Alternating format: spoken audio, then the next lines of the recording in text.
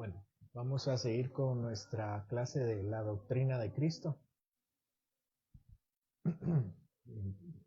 Y dentro de estas clases de la doctrina de Cristo, que ya hemos revisado quién es Él, su persona y lo que dice la Biblia acerca de Él, vamos a hablar acerca de lo que Él hace. Y esta clase se llama Los oficios de Cristo. Solamente como una cuestión aclaratoria, ¿verdad? En las clases anteriores hemos revisado quién es el Señor, quién es Cristo Jesús. Y la justificación para eso es que lo primero que debemos hacer es entender quién es Él para poder acercarnos a Él. Una de las cosas que también hemos repetido es que muchas veces, muchas personas, incluyéndonos a nosotros mismos, buscamos al Señor por lo que nos puede dar y no por lo que es Él. Y no solo hablamos de buscarlo por lo que Él nos da en términos de cosas materiales. Muchas veces nosotros como cristianos que decimos que no creemos en la teología de la prosperidad, nosotros también a veces le buscamos por lo que Él nos puede dar espiritualmente. ¿Cuándo no debe ser así? Primero nos acercamos a Él por quién es Él, en sí mismo, ¿verdad? Independientemente de lo que nos pueda dar. Esa es la primera razón y lo que mueve nuestra adoración. Así que primero vimos eso, quién es Él, y ahora vamos a ver lo que Él hace a favor de nosotros, a través de sus oficios. En la palabra vemos este término que significa que un oficio es una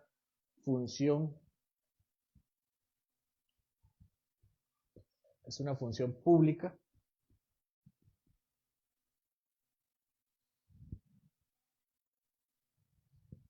que ejerce alguien por designación.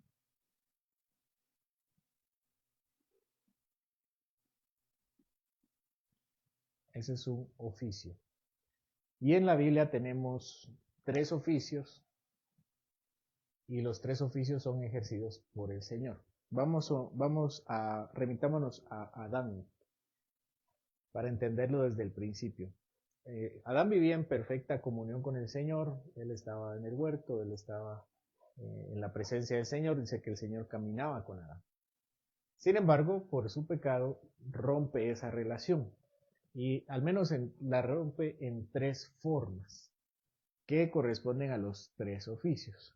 La primera forma en que rompe la relación Cristo con Dios, pero Adán con Dios, es la relación de autoridad. ¿Por qué decimos que rompe su relación de autoridad?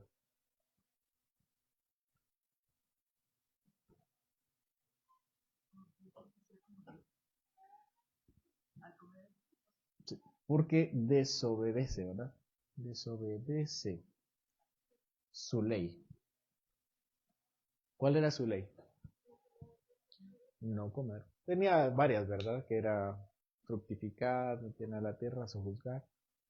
Pero la que rompe es comer del fruto, ¿verdad? Entonces desobedece su ley. ¿De qué otra forma rompe su relación con el Señor?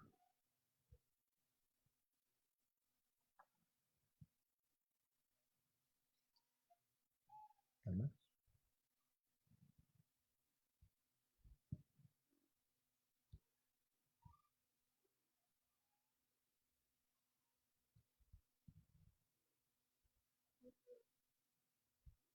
Su comunicación, exactamente.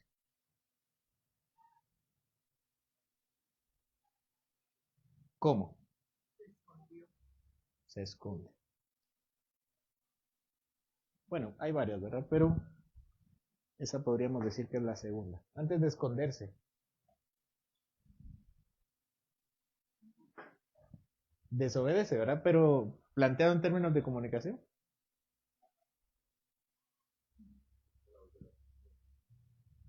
No escucha exactamente. No lo escucha. A él, ¿verdad? No escucha al Señor. Sino que escucha la voz de la serpiente, que es la contraparte. ¿Y cuál es la última?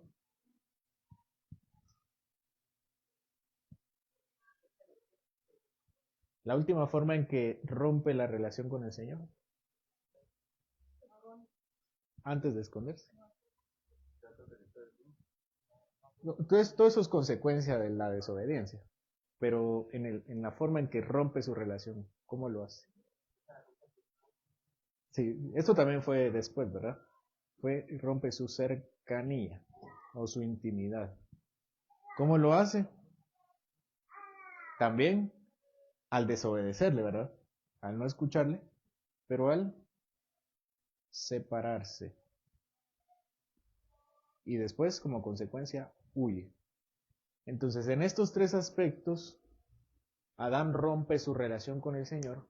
Y en estos tres aspectos, el Señor tiene que restaurar esa relación. ¿Sí? En ese sentido, tiene que restaurar a Adán o al hombre. Y entonces viven en pecado con el Señor. Y a partir de entonces, el hombre, no les quiero dar la espalda, el hombre vive sin ley, el hombre vive sin escuchar y el hombre vive sin comunión. Y esa es la vida del hombre. Empecemos con la autoridad. El hombre vive sin autoridad. ¿Qué pasa después de la historia de Adán? ¿Cómo podemos ver esa falta de autoridad?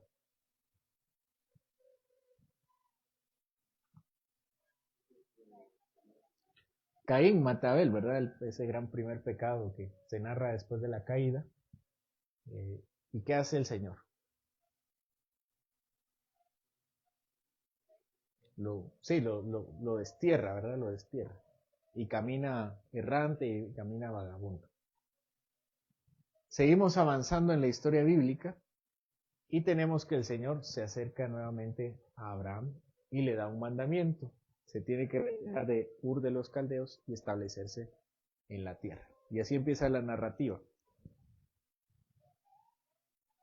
Y Abraham vive con un mandamiento principal, que es el mandamiento de estar en comunión con el Señor a través del pacto. Sin embargo, mientras crece el pueblo del Señor, se dan cuenta que necesitan un gobierno. Eso es lo que necesitan. Necesitan gobernarse. Llega Moisés, están desterrados, o están en Egipto, mejor dicho. Llega Moisés, y Moisés es la figura de autoridad en Israel.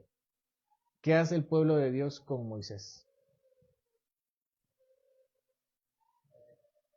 No le hace caso, ¿verdad?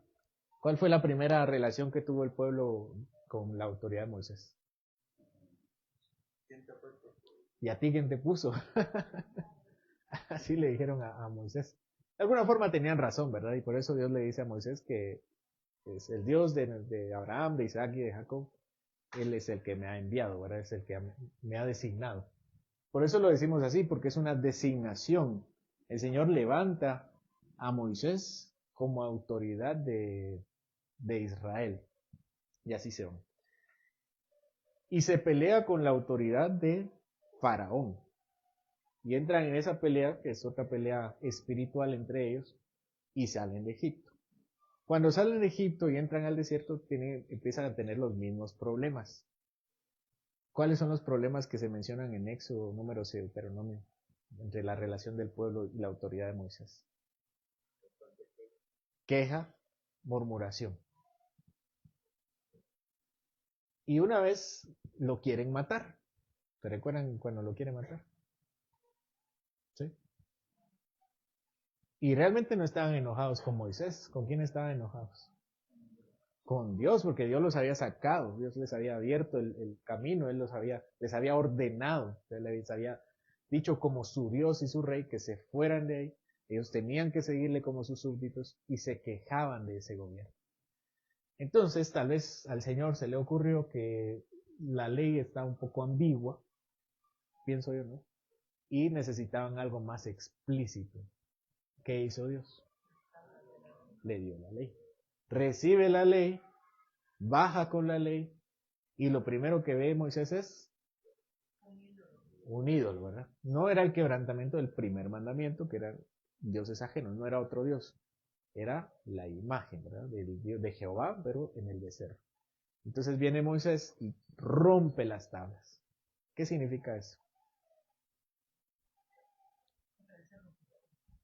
Esa autoridad, ¿verdad? Esa autoridad, no están aceptando la autoridad y rompe las tablas. Entonces el Señor tiene paciencia con Moisés también y le da nuevas tablas y baja. No solo con esa ley, sino con muchas leyes, muchas más leyes. Y les dice, si sigues esas leyes, ¿qué pasará con ellos? Vivirás. Y si no, morirás. Y otras maldiciones, ¿verdad? En otras palabras, Dios le está diciendo, yo te voy a gobernar a ti. Y le da esa autoridad. Él es el rey de Israel. Y llegan a la tierra prometida y empiezan a ser gobernados por Dios con su ley. ¿Qué autoridades habían en Israel en ese entonces? Habían dos tipos de autoridad. Estaban los ancianos, que eran jueces locales, familiares, que resolvían entre asuntos más cívicos, ¿verdad? Así como si hubiera una pelea, entre ellos se juzgaba. Pero la ley era el gobierno de Israel. Ellos quebrantaban la ley, tenían otros dioses, otros reyes espirituales, digamos, y entonces Dios los desechaba y los entregaba a sus enemigos. El pueblo clamaba, se arrepentía, ¿y qué hacía Dios? Levantaba un juez, que realmente es un caudillo, un líder militar, para liberar al pueblo. Y de hecho a uno quisieron hacerlo rey. ¿A quién?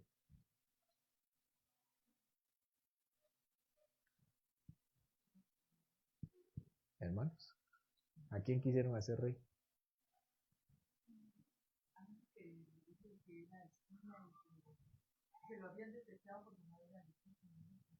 A Gedeón. A Jefté. No recuerdo si fue Gedeón o Jefté. Creo que fue Gedeón. Jefté. Y lo quisieron hacer rey y él dijo que no. Que no. No fue Gedeón, fue Jefté. Y dijo que no. ¿Por qué? ¿Por qué creen que dijo que no? Porque Dios era el rey. Dios era el rey. Y él solamente era un caudillo. Y los caudillos a veces no querían ir. ¿Quién no quería ir? Gedeón no quería ir. ¿Quién más no quería ir? Barak no quería ir. ¿Sí? No querían ir, no se sentían preparados para esa labor. Y el Señor los tiene que mandar. Y habían jueces malos también. ¿Qué juez malo había? ¿Quién? Sansón, y demostraba su incapacidad para sojuzgar o juzgar al pueblo de Dios. Gedeón también se convirtió en alguien malo. No sé si han terminado de leer la historia de Gedeón, pero se pierde. Y adora a otros dioses. Entonces vemos la incapacidad. Se quejan con Samuel, es el último juez.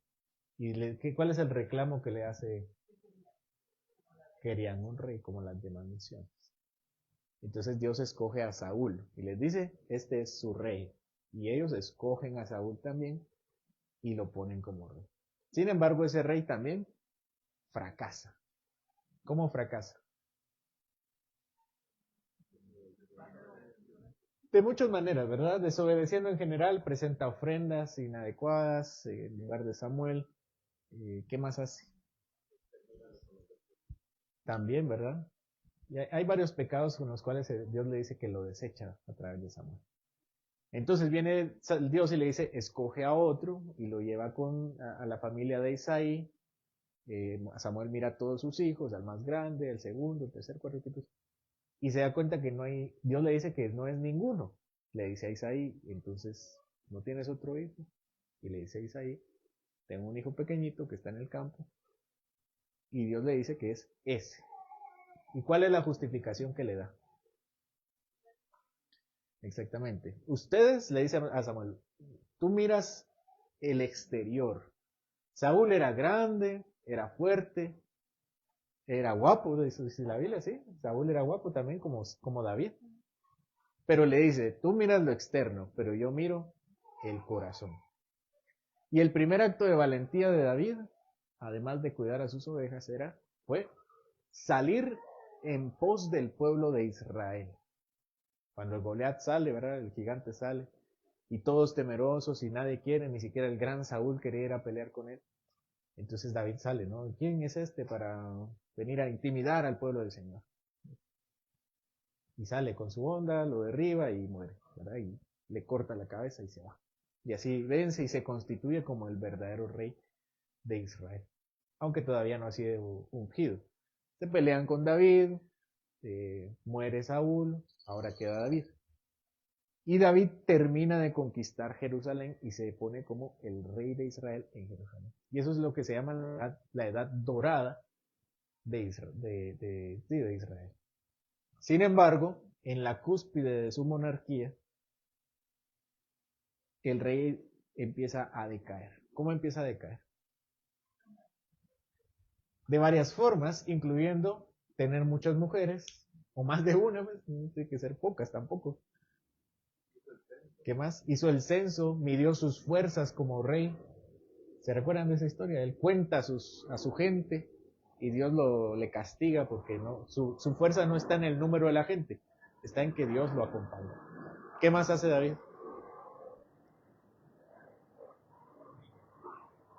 No corrige a sus hijos. Y uno de sus hijos le quiere quitar el reinado, Absalón, ¿verdad? Entonces viene el declive también de David. Saúl empezó como alguien bueno y empieza su declive. David empieza como alguien bueno y empieza su declive. Y Dios finalmente lo desecha, de alguna forma desecha a David también. Le dice, tú no puedes construir mi templo, será tu hijo. Amaba a David, pero no le dio el privilegio de construir el templo. Y le da una promesa con su hijo, que él será su hijo, le dice en 2 Samuel 7, que él va a ser su hijo y lo va a tratar como su hijo. Viene Salomón, le hace caso a su papá cuando entra en su reino, hace todo lo que le pide, construye el templo, pide sabiduría al Señor, todo lo hace bien. Y de repente, lo que le pide al Señor fue, dame sabiduría para gobernar a tu pueblo. Sin embargo, Salomón tenía mucha sabiduría, pero desecha esa sabiduría y empieza su declive. ¿Cómo empieza su declive? ¿Qué cosa? Muchas mujeres, o pocas, pero más de una. Altares a los ídolos. ¿Qué más?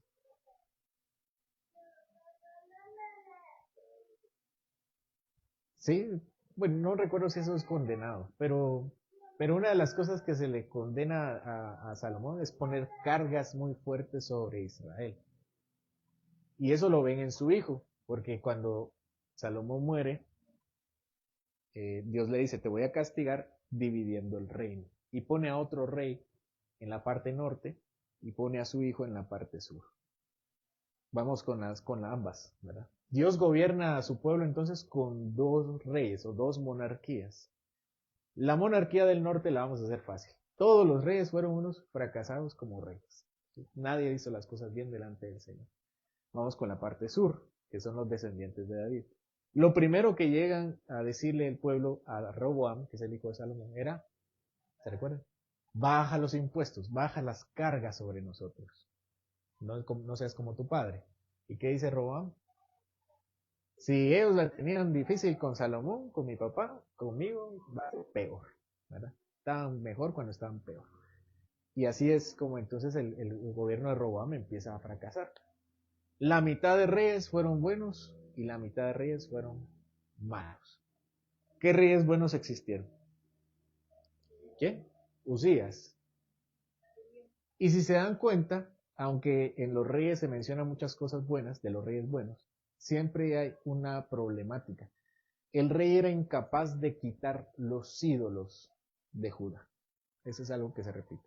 Además que incluso los reyes buenos tuvieron muchos fracasos, como Ezequías, con la lepra, ¿verdad? También hubo reyes malos que se arrepintieron. ¿Qué rey mal se arrepintió? Manasés. Manasés primero fue rey malo toda su vida, Dios lo castigó y al final de su vida se arrepintió. El último rey, ¿quién fue?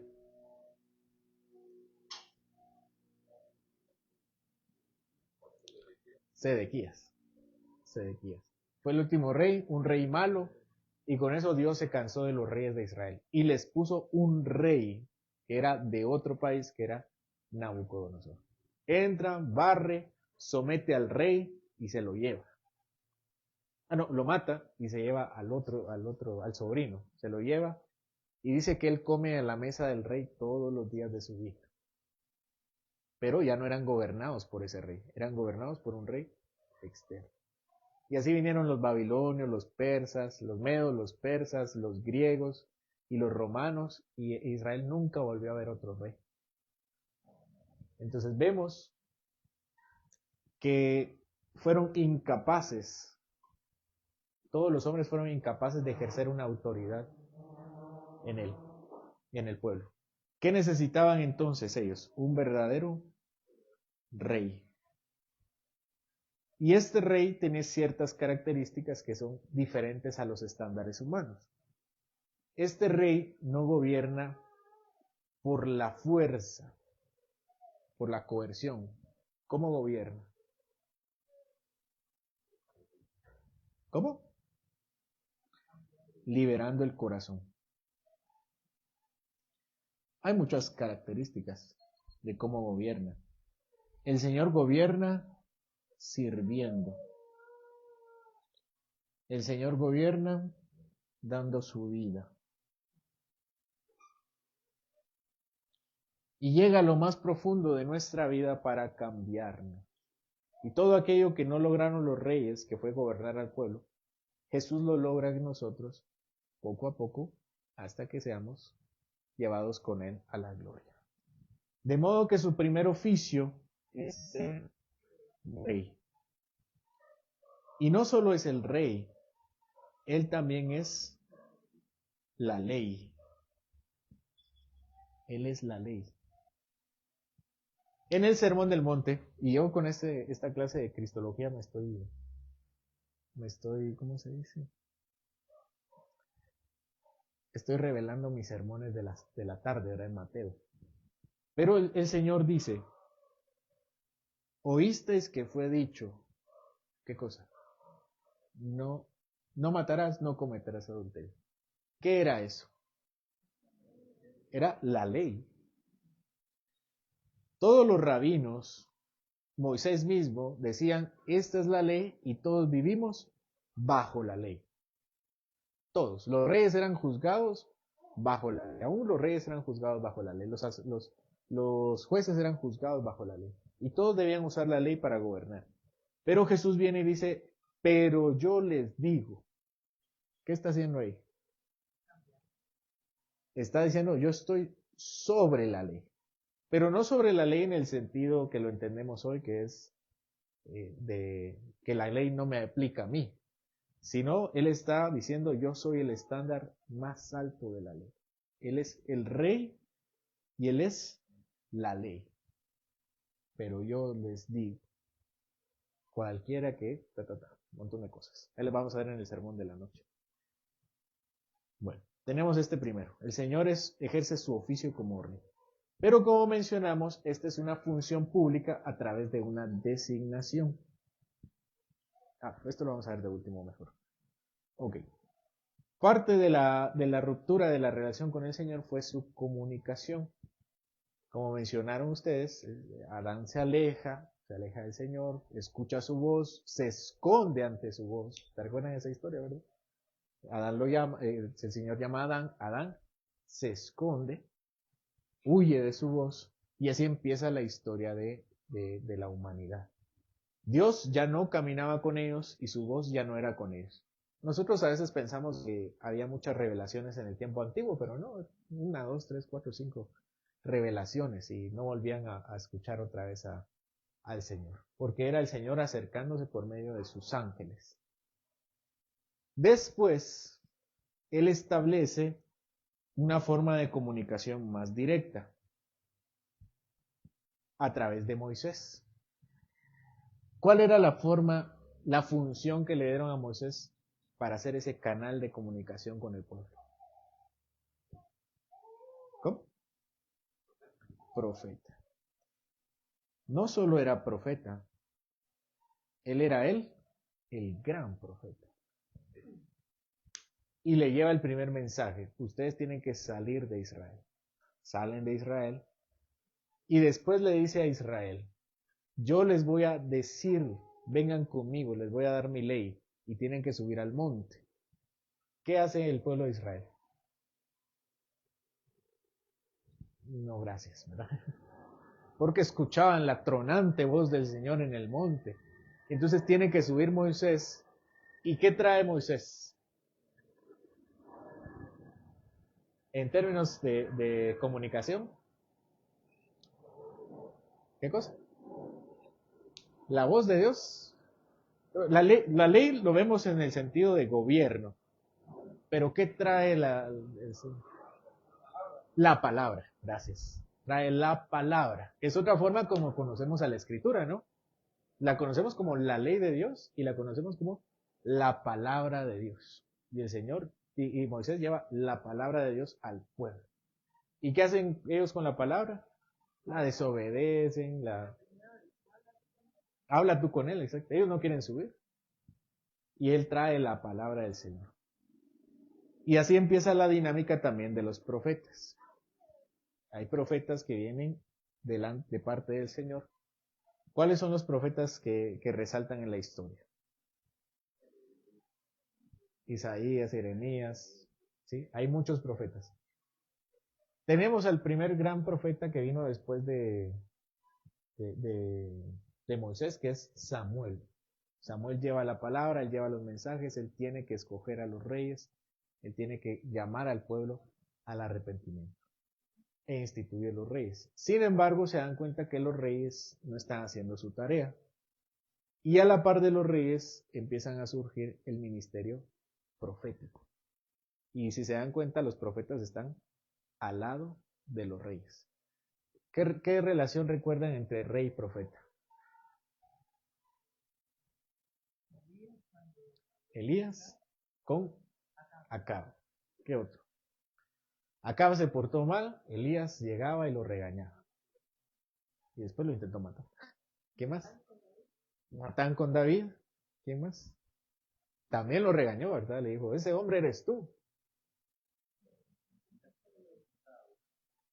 Josías cuando consulta a Hulda, ¿verdad? Y de hecho hay varios profetas con él, ¿verdad? Pero Hulda es una principal. ¿Qué otro?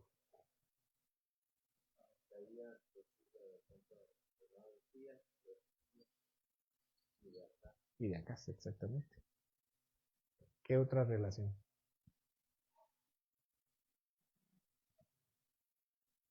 En el Nuevo Testamento. Natán. Sí. Bueno, entonces vemos que el Señor envía a sus profetas y si leen el libro de los profetas, son amonestaciones para que regrese Israel a esa relación que tiene con el Señor, justamente lo que se había roto, ¿verdad? Que se le llaman los profetas fiscales, funcionan como un acusador, todos los profetas. Y se da cuenta, o Israel se da cuenta que es incapaz de ser llamado por el Señor. Y de repente se levanta un hombre llamado Jesús que trae el ministerio profético por excelencia. A Moisés se le había prometido que Dios le levantaría un profeta, el gran profeta. Y ese es Jesús. ¿Cómo el Señor trajo la palabra?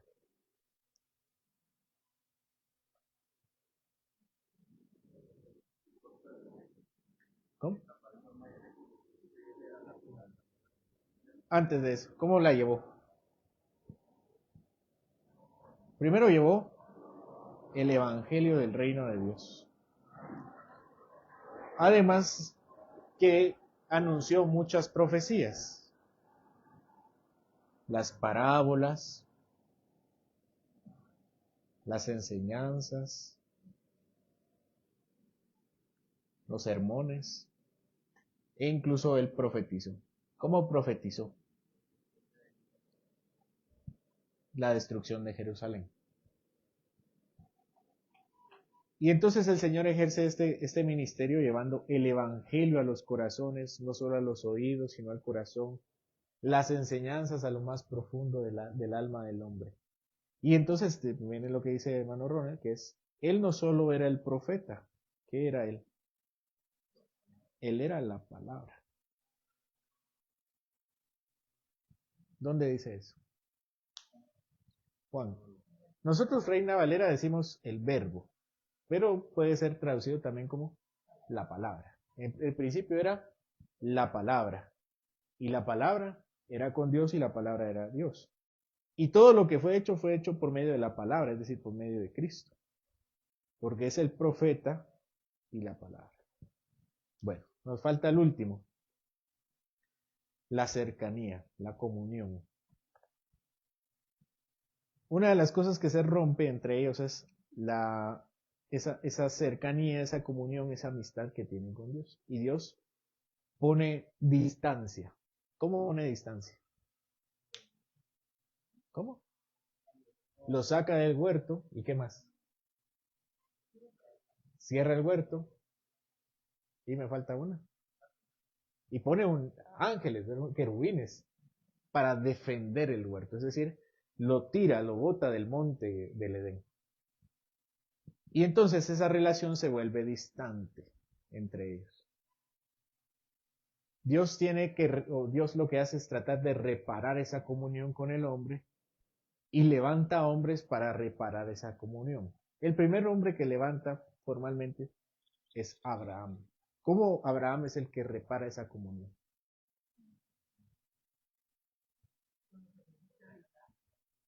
Esa es una de las formas, ¿verdad? Con los sacrificios. Pero hay una promesa ahí. ¿Perdón? Por la obediencia. Pero a Abraham se le dice algo, que él será alguien, padre de las naciones. Él será, por medio de él, ¿verdad? Es él, gracias a él, serán benditas todas las familias de la tierra. Dios no se acerca a todas las familias. Dios no se acerca a todas las naciones. ¿Cómo se acerca a Dios? Se acerca a un hombre y por medio de un hombre se acerca a todas las familias de la tierra. Esa es la forma en que el Señor lo hará. Escoge a un hombre para acercarse a las familias de la tierra. Y esto nosotros lo conocemos como un sacerdote.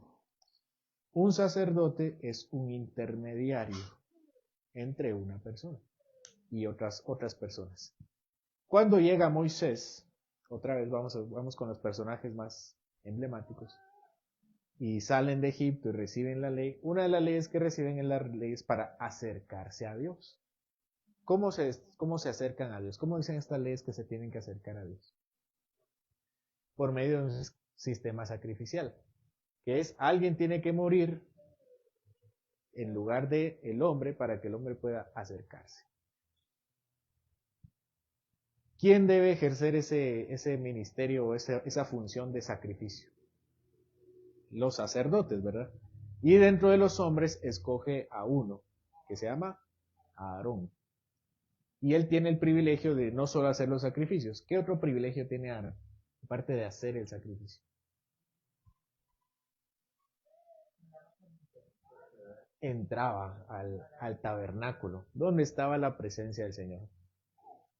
Entraba una vez al año. De hecho, bueno, se recuerda, ¿verdad? Que el tabernáculo tenía varios lugares. Estaba la parte de afuera, estaba la tienda de campaña y el lugar de hasta adentro que se llamaba el lugar santísimo. Al lugar general entraban todos los sacerdotes e incluso los levitas. Al lugar santo solo entraban los sacerdotes y al lugar santísimo el sumo sacerdote una vez al año. Y así se podían acercar al Señor. Se tenían que limpiar, se tenían que lavar, se tenían que poner a cuentas con el Señor para poder entrar con el Señor. Tenían que amarrarse un lazo por si habían pecado, ¿verdad? Y tenían ese ministerio. En el transcurso de la vida también de Israel, aparte de los reyes y los profetas, todos los reyes también caminaban con sacerdotes. ¿Qué sacerdotes acompañaban a reyes y profetas? ¿Se recuerdan? Abiatar a David. ¿Quién más? Hilcías a Josías. ¿Quién más? Samuel a Saúl. Bueno, Samuel, ahí vamos a estudiar Samuel y vamos a ver cuál es que es un caso muy especial. que Samuel era coatita, no era de Aarón. Y esa es la misión entonces de los sacerdotes. Entonces estaba en el gobierno el rey que ejercía la ley, el profeta que llevaba la palabra y el sacerdote que llevaba al pueblo a Dios. Pero los mismos sacerdotes eran incapaces de limpiar sus propios pecados y eran incapaces también de tratar con sus propios pecados. Hay muchos sacerdotes malos. Y Dios les llama la atención a los sacerdotes. Si recuerdan nuestros sermones en Malaquías, los sacerdotes son uno de los grandes atacados por Dios. Hasta que tiene que llegar un sacerdote que se llama Jesús, que no era de origen de la familia de Aarón, sino de un origen espiritual que era Melquisedec. Ya lo hemos visto, ¿verdad? Pero el sacerdote de Melquisedec era el sacerdote de Jerusalén, donde se corona el Señor. ¿Cómo ejerce el Señor su oficio sacerdotal? Intercediendo. ¿De qué otra forma? Llevando la ofrenda, entrando a la presencia de Dios. Por lo que Jesús no solo era el sacerdote, Él era el sacrificio, la ofrenda. Y así ejerce su ministerio con nosotros, para restaurar lo que nosotros perdimos con Adán. Adán era rey de la creación, no tenía mediador, él era la relación con el Señor. Y tenía la palabra del Señor. Y todo eso lo perdió por su pecado y todos nosotros lo perdimos con él. Y viene Cristo y lo restaura de una forma que nosotros lo recibimos por medio de la fe y el arrepentimiento. Para que todo aquello que nosotros no podíamos lograr por nosotros mismos fuera logrado por medio de Él y en Él. Y es así como nuestro Señor ejerce sus ministerios a favor de nosotros. ¿Dudas? ¿Comentarios? ¿No? Hoy estuvo más sencilla la clase. ¿Hermanos?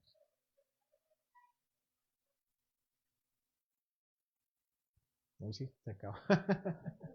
Bueno, concluimos.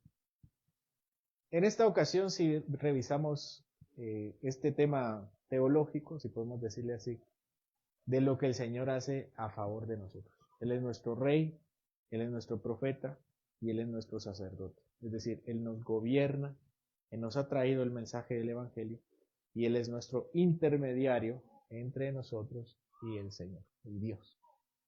Y esa es la forma en que nosotros recibimos las gracias y las bendiciones del Señor, a través de Él. Y no hay otra forma, porque de otra forma nosotros fracasaríamos como lo hizo Adán. De hecho, fracasamos, a menos que sea por Él. Para que nuestra relación con el Señor tenga un entendimiento más grande de su obra, de su parte, y de nosotros, ¿verdad?